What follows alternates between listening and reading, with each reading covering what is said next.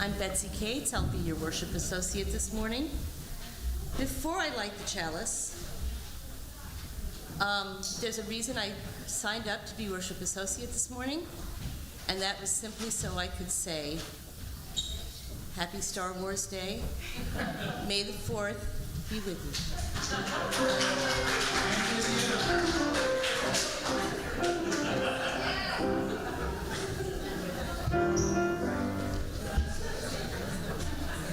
Please join me in our unison affirmation. First we're going to sing. I'm new to this, thank goodness for my support group.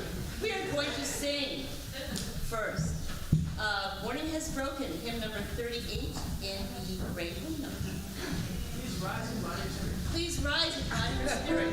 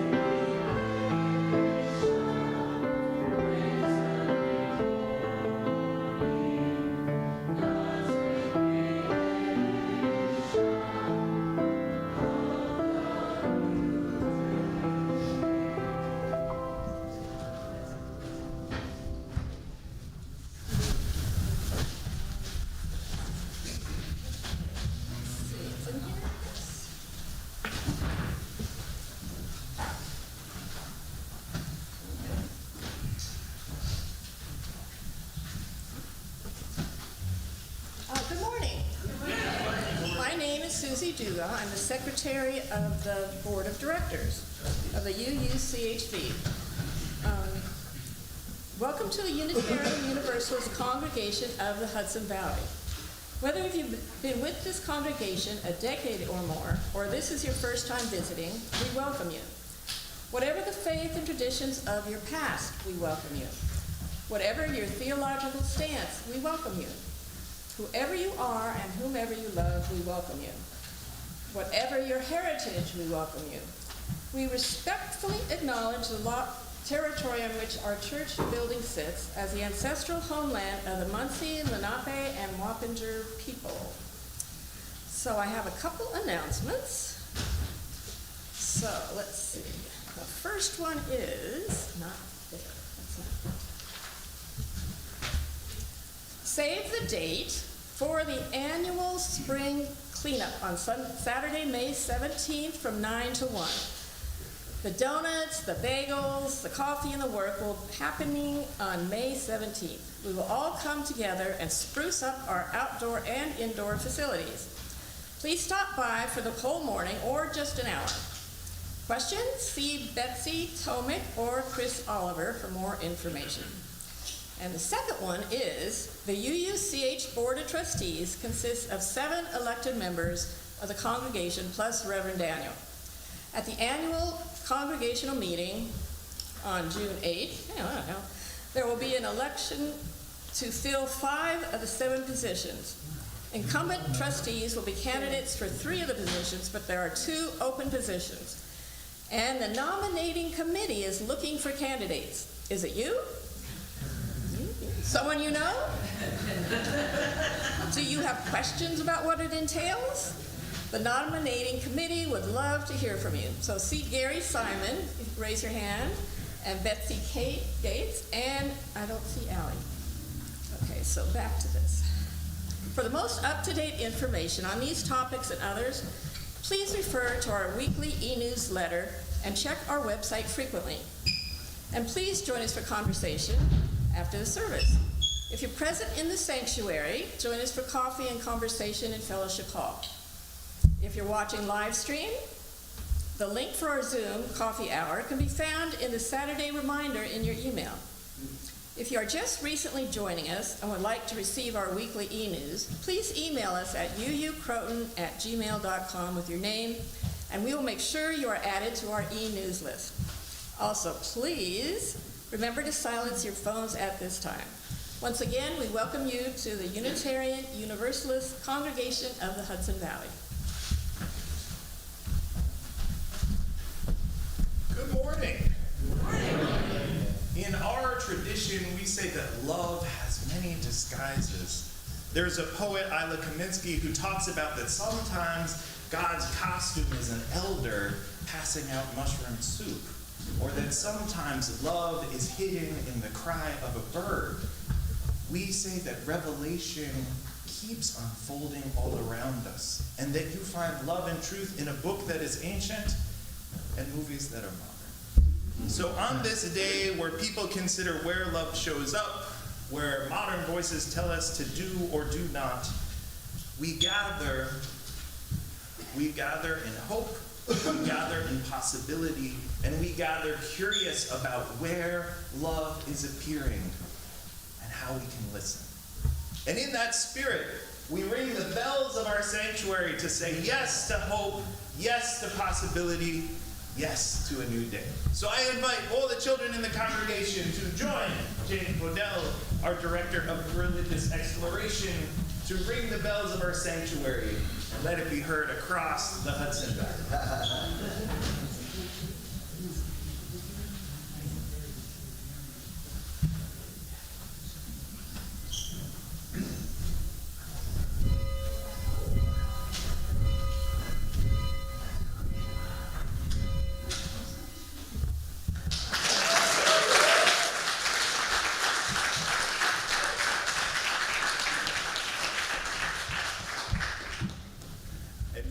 Sounds stay with us all this week as we look for love. May it be so.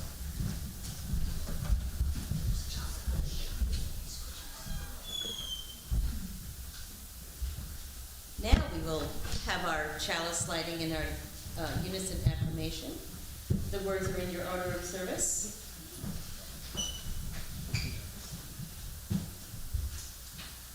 Inspired by love, our mission is to seek our true nature, connect deeply and openly, and act for justice. And we will now sing songs of praise in English first and then in Spanish. Numbers 381 and 382 in the gray hymnal. And please rise in God in your spirit as you are willing and able.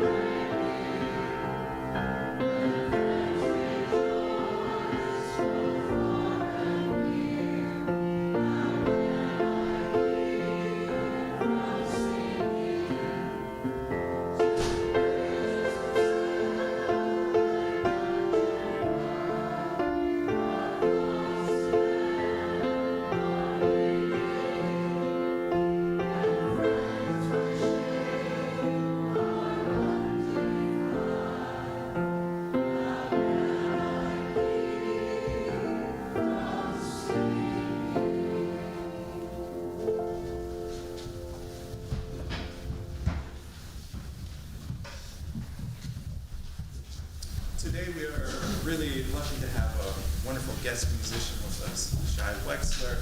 This is one of our multiple times in the congregation. It's a gift to welcome you back. As we go into a moment of meditation, today we're going to have time for quiet, have time to listen to this beautiful music. But before that, we're going back.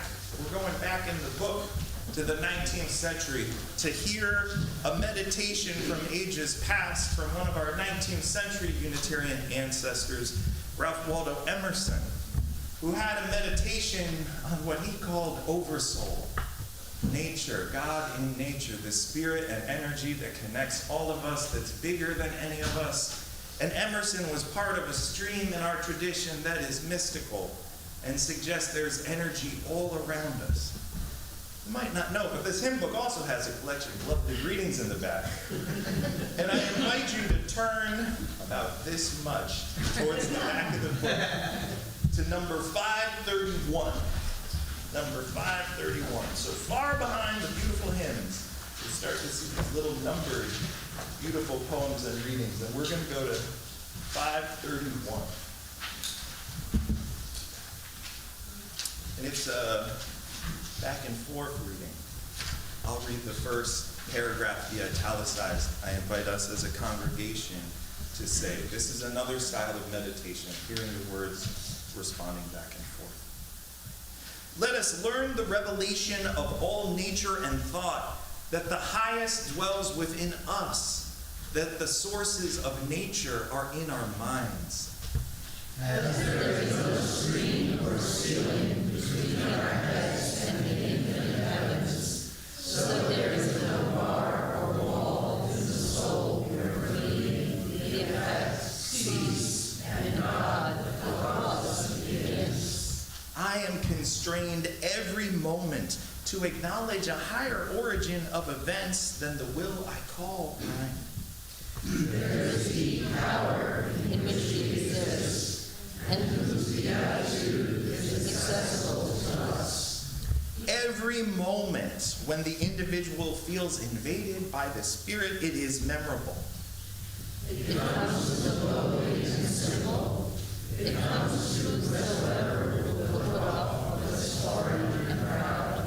it comes as insight, it comes As serenity and grandeur.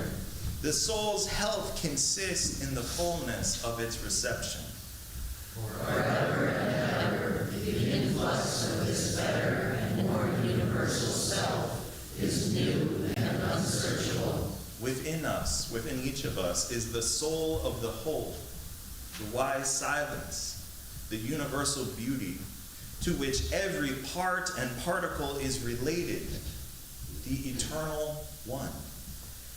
When it breaks through our intellect, it is genius. When it breathes through our will, it is virtue. When it flows through our affections, it is love. Let us have a moment of wise silence and then listen to this beautiful music.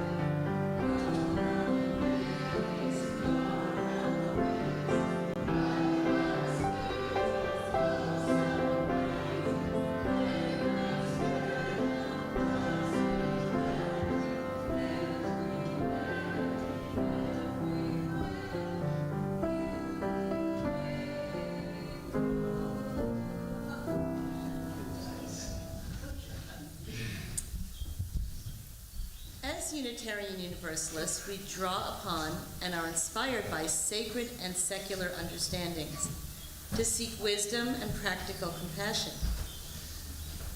In honor of nature and determination, today's reading is Instructions on Not Giving Up by Ada Limon. Originally from California, a former New Yorker and now based in Lexington, Kentucky, Limon is the current Poet Laureate of the United States. Instructions on Not Giving Up. More than the fuchsia funnels breaking out of the crabapple tree, more than the neighbor's almost obscene display of cherry limbs, shoving their cotton candy blossoms to the slate sky of spring rains, it's the greening of the trees that really gets to me. When all the shock of white and taffy, the world's baubles and trinkets, leave the pavement strewn with the confetti of aftermath, the leaves come.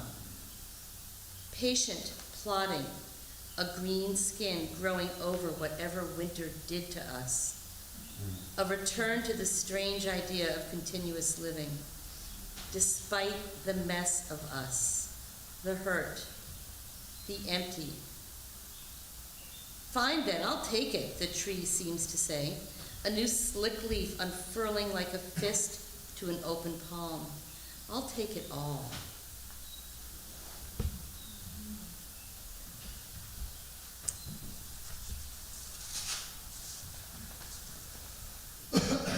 We come together in community to share with one another, to support one another, and to celebrate with one another.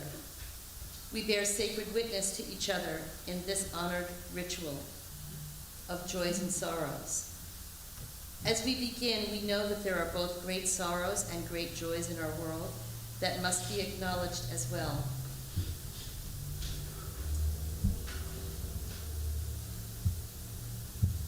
We will light our first candle to honor those in pain.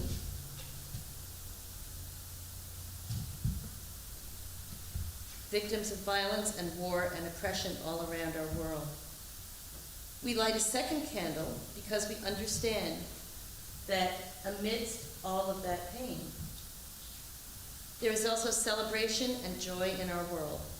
We honor that joy and sorrow are woven together. For some of us here today, this has been a week of life-changing joy that needs to be uplifted in this worship. For others, this has been a time of deep pain and sorrow that needs to be shared to make the burden lighter. If this has been such a time for you, I invite you to come forward, to light a candle, and to briefly tell us of your joy or sorrow. I will light the candle. You may also raise your hand in silent acknowledgement of your joys and sorrows, and we will light a candle for you.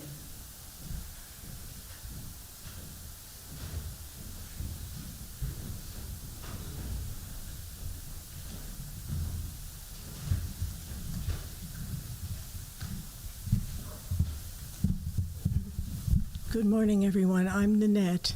I have a very, very deep sorrow. If everyone remembers Sue Anderson, who would come and play for us, and who was our friend, and who helped us get through the sour notes of life, Sue passed after a battle with cancer last Wednesday. I saw her Wednesday afternoon, and she was in a lot of pain.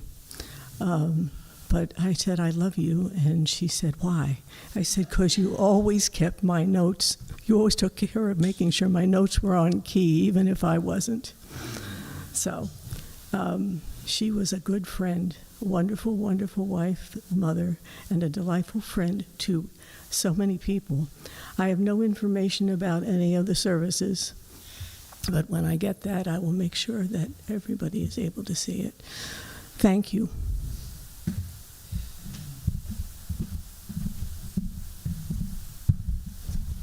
Hi, I'm Matthew Widener. I have a joy, and it's really a joy for this congregation. As you may know, we have 2 graduations coming up this year. Our older son, Jack, is graduating from college, and our younger son, Luke, is graduating from high school. And, we've taken time to reflect upon their journeys. And the teenage years are never easy, and for these two boys, they were particularly challenging for very different reasons. And this community was such an important foundation for them, and the community of love and the support that they felt here just made such an impact on them. When we came back from the summer break, our first session here at church, Luke looked at me at one point as he was greeting people around, and he turned to me and just said, "I like this place." and I knew what he really meant is what he said at the dinner table that night, which is that he loves this community. And, Jack, as he went off to college, has been to Unitarian churches across this country, from New Hampshire to California. And I think it's a testament to all of you, and I just wanted to share both Heather and my joy and gratefulness for all of your support for the boys. Thank you.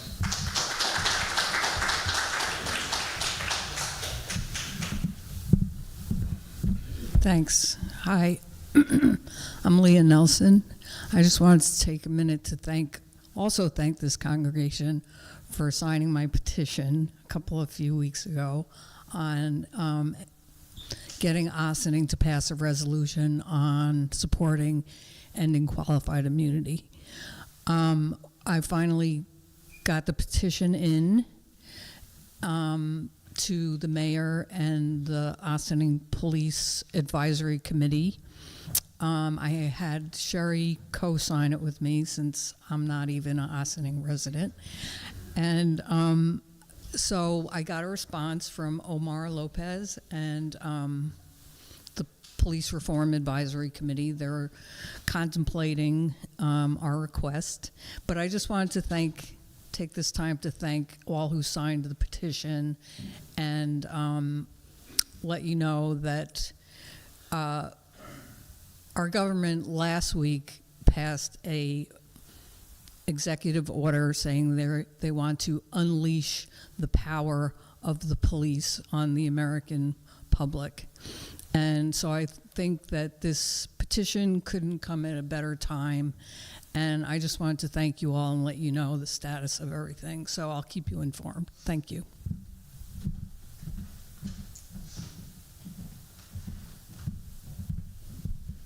Hi, I'm Tina. We have many joys with my daughter graduating from college and lots of exciting things happening there. Within all that is a sorrow. A few days ago, there was a very bad traffic accident on the main street of our campus. It was someone taking off and unfortunately hit several students. One was killed, 7 were injured, and my daughter was on the on a restaurant on the main street, so she heard it, and everyone on the campus is pretty freaked out by this. So if you could just keep in your thoughts the 24-year-old graduate student who lost her life and the 7 people who are injured. Thank you.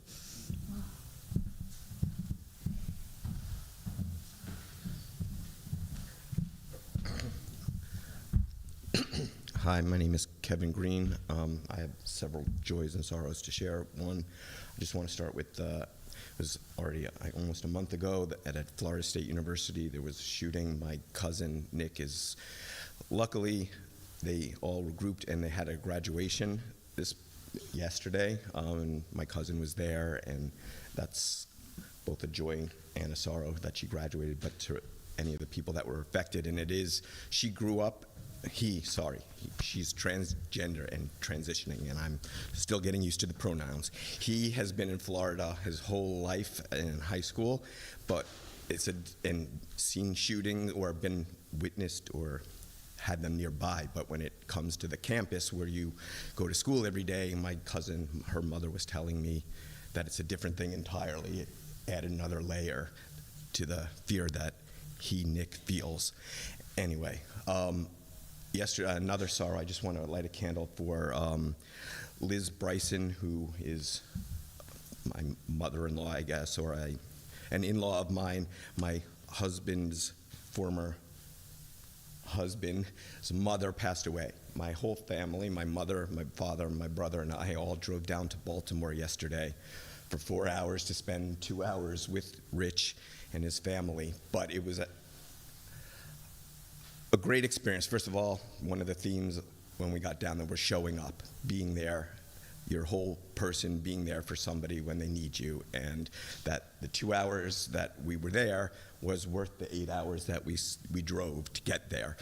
And it was very unique because it was the first time that my mother, my brother, my father, and I were in a car, let alone the same room, for more than an hour. And we had wonderful conversation. It was great, and I'm blessed. I also just want to say we have great musicians. Everybody who participates in these worships, Blake somehow wills us through singing in the children out in a round every time he's behind these keys. You're all wonderful.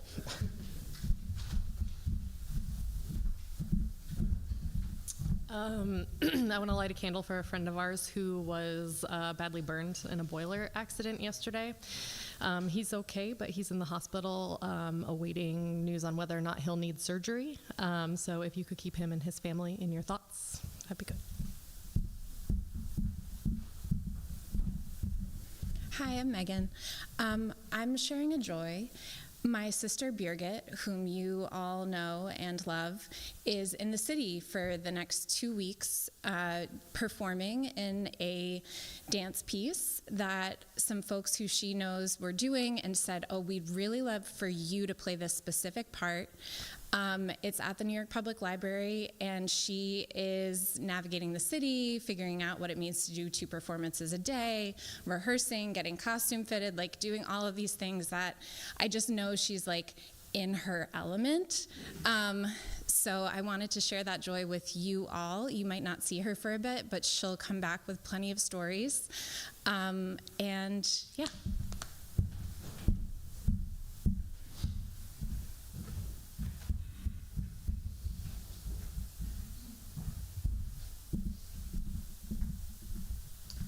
Hi, I'm April. I want to share a joy and a sorrow. The joy is just that the bird song was coming through that window in a moment of silence between sessions, or moving through the order of service.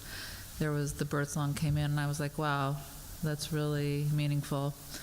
My sorrow is hard to articulate, so I hope that we can just be held with compassion. I want to express to the congregation that for William, going to this church and living like within half a mile from here, and going to the school district here has resulted in like controversy for him. That like children give him flack for coming to this church, and with the multiple LGBTQ plus flags outside, and that people will say, oh, you go to the church across from Lupicello's? He's like, yeah, and then they call him names. And for a 5th grader, that's a lot to hold.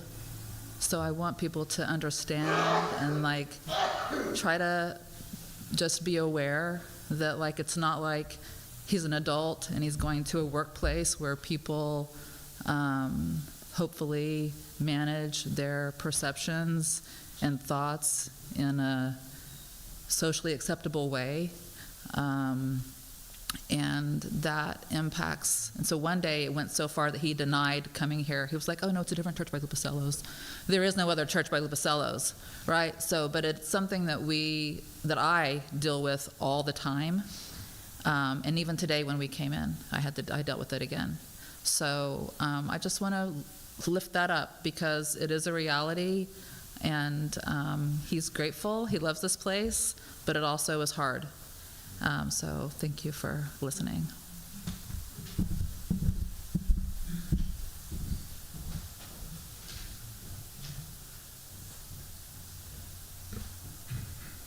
We light one final candle for all those joys and sorrows that remain unexpressed. And for those outside of our walls who are searching for a place to bring the wholeness of their lives and be received with love.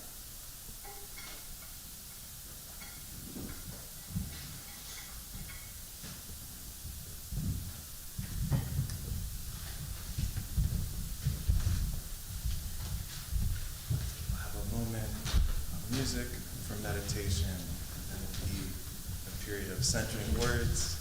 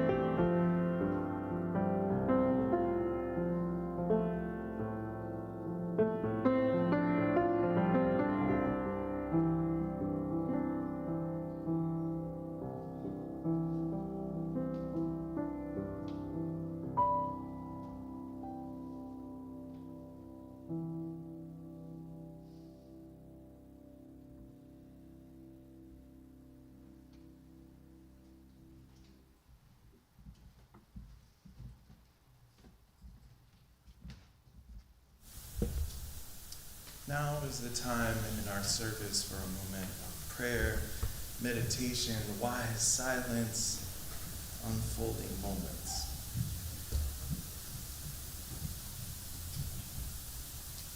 Spirit of life and love and anger and hope and fear and uncertainty and surprise and healing, be with us today as we encounter both the bird song and the song of our times. Help us to listen for the deeper notes that invite us into community and transformation. Help us to be curious how we can respond to the aches we encounter. Give us the grace to grow, to be courageous, to be persistent. Help us remember that the seasons change and that we accompany one another, regardless of the time of year. Be with us. May it be so. Bless you.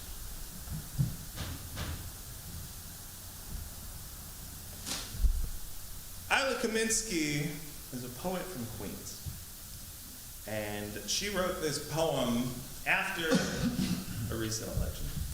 And she said, "Listen, my beloved nothings, your seriousness. Take a break. Before you die, my doctor has prescribed to us happiness. The doctor said that God is a warm brick or a claw, or the silence that survives empires. God is an elder in the rain with a pot of mushroom soup. One of God's disguises is a dog, even a dog lifting its legs. Another one of God's shenanigans. I point my hand. This is God. This is God. This is God. This is God. When God has nothing, I still have my hand for a pillow. So when the Spirit reaches inside, I can see how a taxi makes a city more a city. Because you can see. So it's not something laid out, but something in transit.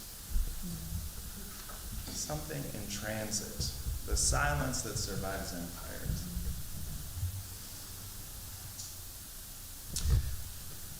In our tradition, there is a long history of people saying no. Saying no to certain concepts or ideas, no to certain visions of what they've inherited and been taught is true. And sometimes it can seem that our religion is a no religion. No, I don't believe that. No, we don't. only have male priests. Like, no, we don't do this. No, but we're actually, I suggest, a religion of yes.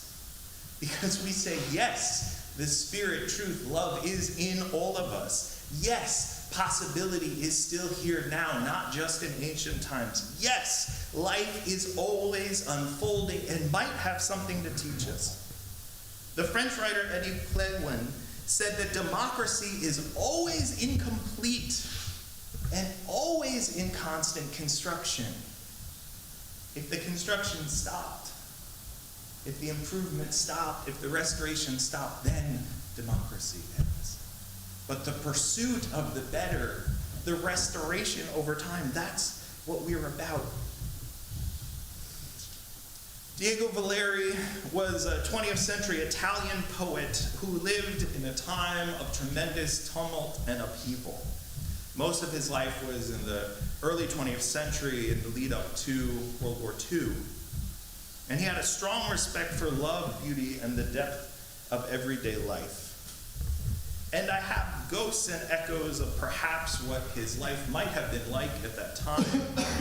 My own family has many relatives on my mother's side from Italy who were able to leave before the fascist government came to power in the 20s. And when I went back to Italy a few years ago with my wife and we visited outskirts of Naples, which is where my family's from, my wife joked that everyone looked like my grandmother. I met constantly, people said, oh, you're Italian, when did your family leave? And I said, oh, they left in the 20s. And for people my age, people who were elder, their face changed and it almost was like this ghost appeared and they were like, that was a terrible time. That was a terrible time. That was a terrible time. Hunger, disease, violence, warfare, that was a terrible time. You're lucky they got. And I bring that up because this poem was written in a terrible time. And it says, you who have an eye for miracles, regard the bud now appearing on the bare branch of the fragile young tree. It's a mere dot, a nothing. But already the bud is a flower, already a fruit, already its own death and resurrection. You who have an eye for miracles, regard the bud now appearing on the bare branch of the fragile young tree. Diego couldn't control who was in power in the government at a given time, but could control how he interacted with the environment around him and kept the sanctity of his inner heart and mind, and in defiance of an environment of enforced authoritarianism, found space to still say, Mussolini is evil, but that tree is beautiful. And that's something that I think in our context, it's worth thinking about some of those ancestors in our tradition who lived this both and, affirming what is beautiful, good, and true, and stubbornly being defiant against the conventions of their time. Earlier today, we heard a meditation from Ralph Waldo Emerson, who was one of a wide community of people in the 19th century who were part of the Unitarian movement in the United States called Transcendentalists, who said that nature itself is a holy book. Just as the Orthodox churches would reverence the ancient scriptures, Transcendentalists would say it's just as much a scripture to look at that tree or hear the sound of the river. But they didn't stop there. They didn't stop at the withdrawal. Thomas Patrick Aquinas O'Neill, who was a preacher in our movement. He was the first Unitarian minister in Brooklyn. He was a convert from Roman Catholicism into our faith. But he often talked about the fact that Thoreau and Margaret Fuller and Elizabeth Peabody and Frances Ellen Watkins Harper, all of these writers who were engaged in seeing the divine in nature, also were involved in their communities to transform society. Because they felt if you see the sacredness in a tree, and you see the sacredness in a flower, and hear the sacredness in birdsong, then you realize that all of life is sacred. And if people are being desecrated, disrespected, denied dignity, you're denying the dignity of God and life. These writers tried to create moments of encounter for people to be shook up out of their everyday habits. Elizabeth Peabody was one of the first people to translate Buddha's Lotus Sutra into English. Other teachers began. Hannah Adams is one of my favorites. She was a librarian in Massachusetts who wrote one of the first encyclopedias of world religions. And they did this because they wanted to elevate the divine spark that they saw bigger than any one tradition. Reverend Abe Janamanche, who serves our movement in Maryland, is a revered minister. He says that one area that often gets overlooked in our history is the deep engagement some American Unitarians had with Buddhist and Hindu traditions. He continues, in the early 19th century, Raja Roy, who is a founder of a movement called Brahmo Samaj, a Hindu reform movement, was in direct correspondence with New England Unitarians. Roy deeply resonated with Unitarian values, reason, ethics, the rejection of dogma, yet chose to remain Hindu, believing that the soul of Hinduism had within it universal truths. And the Brahmo Samaj movement developed a uniquely liberal form of Hinduism that was in dialogue with Unitarian ideals, but without abandoning its cultural roots. Janamanche says, I don't view this as a historical curiosity. I say it's a reminder to embody pluralism, not as a fad, but as a way of life. Curiosity is spiritual. And as we heard today, not everybody likes that. Whether in the schoolroom or political culture or even in interfaith gatherings, people are uncomfortable by this premise. The sacred is bigger than maybe we had been taught. Life, everyone's life, has value. And if that's true, then clearly the social structure we've built is not wholly sacred and good, because people are getting oppressed. Even within our own faith movement, our progressive religious faith movement, we did not elect a woman president of our religious movement until the 21st century. And we've been ordaining women clergy since before the Civil War. So, and I bring that up to say the struggle is within inside of us, just as much as it is within the wider cultural movement.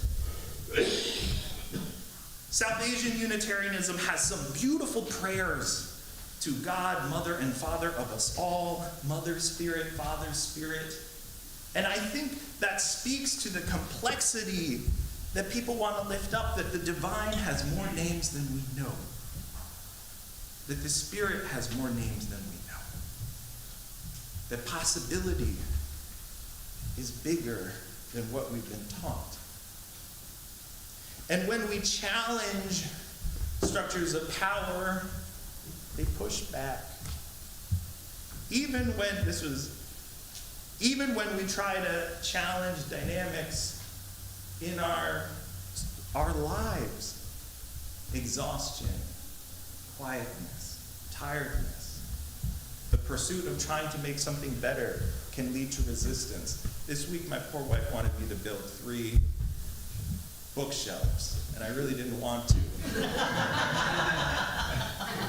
I really didn't want to. And she convinced me to just build 1. And then since we built 1, we should build 2. And then since we built 2, we should just finish this. And of course she was right. And I should have just done all 3 at the beginning. And it just encapsulated that even when we claim these ideas of equity and we'll do it and we'll get it done, there's something that causes us to resist and doubt. And I've always found I don't feel as good in those resistance moments. And then when you do the work, even in your personal life, even when it's uncomfortable, when you get out on the other side, it's like, oh, wow. And I feel like that's what's going on in this culture. James Baldwin would say that allegiance has to work two ways. One can grow weary of an allegiance which is not reciprocal. And American life is strange and mean and exhausting and confusing. And many wealthy individuals want many more people to just get disengaged from the political process and the cultural process. But we know that's not the solution. In our fellowship hall, there is an amazing exhibit that I hope you take time to look at over the next few weeks. Last week from this pulpit, Linda Jones announced it to you, the Clark Legacy, which is about Doctors Mamie and Kenneth Clark, who were civil rights activists and pioneering psychologists from Hastings-on-Hudson, who probably about the same time that Diego Valeri was writing his poems, the Clarks were involved in profound research to dismantle the structures of Jim Crow segregation in this country. They're best known for a series of psychological tests they created called the doll tests, where they presented black and white dolls to children in elementary schools across this country, asking children, which one do you want to hang out with? Which one is the good doll? Which one is the bad doll? And through their research, they realized the damaging, internalized psychological harms that segregation was producing on children younger than 10. Their research was one of the key motivating aspects in the Brown v. Board of Education decision that declared segregation a harm to the American nation, and that separate but equal was a crime against the nation. The Clarks lived in Hastings-on-Hudson. They were part of a transformative community of people doing their work as social workers and psychologists and teachers and librarians and educators and business people trying to cultivate a different version of this country. And their story had been kind of forgotten here in Westchester. And I heard at a panel on Friday night a group of wonderful people, Caitlin Chang, Eddie Crawford, Jen Ito, and Natalie Berry, who over the last 3 years said, we're going to remember the Clarks. And they're from Hastings-on-Hudson. And through a book group, they learned about the Clarks. And then over 2 or 3 years, they kept saying, someone in Hastings should do something to remember the Clarks. Someone should do this. Someone should make sure we remember these. Why isn't anyone doing this? And then they said, we realized after saying this for a few years, we're the people who should be doing this. And like some people in this congregation do, they then began to outreach to their town council and village council. And they've begun a series of work leading to changes in the curriculum in Hastings schools, a renaming, they're almost ready to unveil this, a renaming of the street, connecting the elementary school and middle school after the Clarks, and creating an exhibit, a traveling exhibit, which now has a home this month in our congregation. For generations ancient and to come, curiosity can cause discomfort, but it can lead us to transformation and healing. And there's naturally a period of resistance where maybe the doubts are stronger than the commitment. But once that tipping point happens, wonderful things can happen. Communities can change. Lives can change. Each of us is called in our own way to wrestle with how do we get the courage to respond to the aches and injustices, personal, communal, and civic in our lives. To, in the words of Thoreen Hansberry, get out of bed every morning and determine what to do with the day we have. May we be attentive to the buds on a bare branch to the verdant green that is around us, to the voices of youth, to those seeking justice and love. And may we grow and change within and without, accompanied by that bigger spirit all around. May it be so.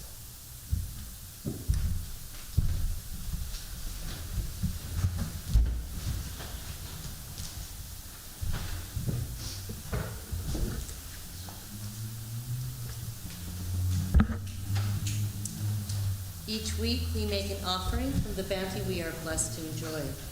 We do this in the spirit of love and generosity, aware that we have benefited from those who have gone before, those that in their turn gave generously. Our offering goes to support the work of love and justice undertaken by this community.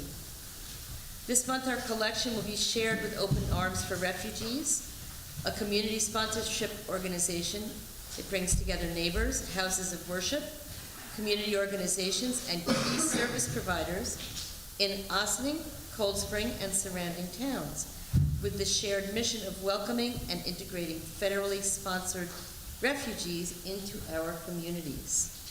For more information, please visit their website. It's in your order of service. And our offering today will be shared with Open Arms for Refugees. You can make your donation in several ways. If present in the sanctuary, you may give cash or a check in the offering plate as it comes by.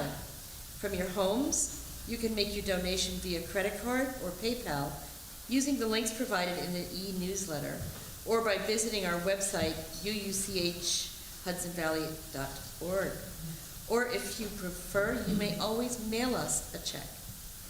The offering will now be given and gratefully received.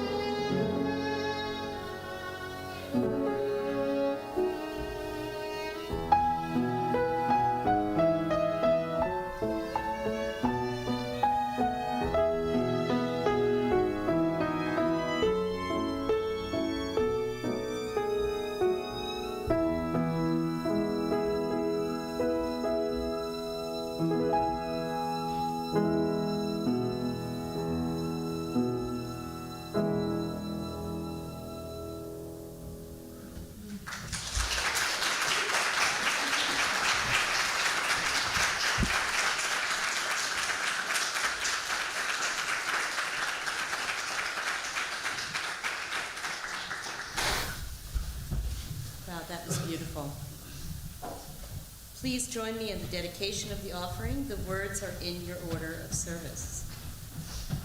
May these gifts and the work of our hands and hearts give power to all we stand for as a community of faith.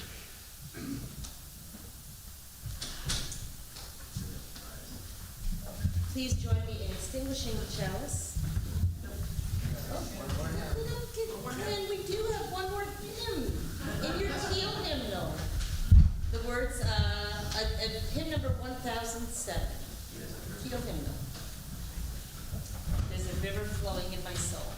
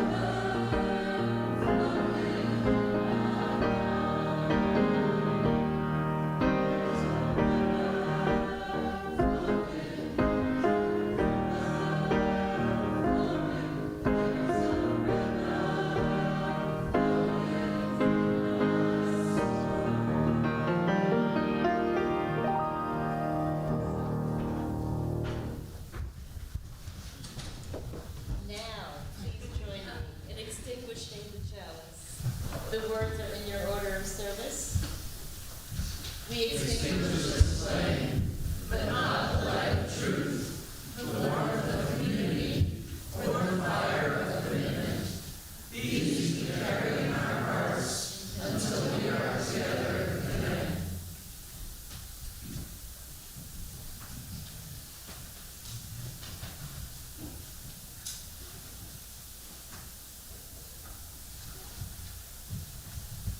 Make time for the wise silence, to encounter surprises, to be present with all that is and will be. And may we be attentive to the sound of the birds. May it be so.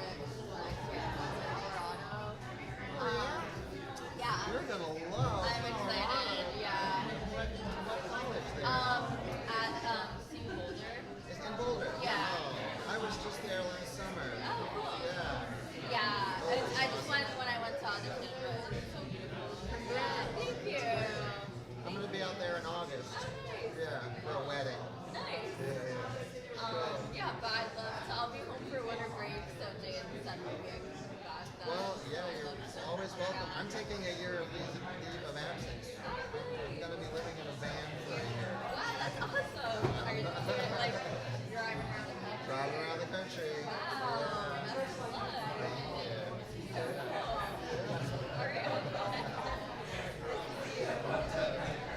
Yeah, so I saw the text from Emily. How would you like to? So what's? We can do a lesson. Show it like feel it's a whole lesson.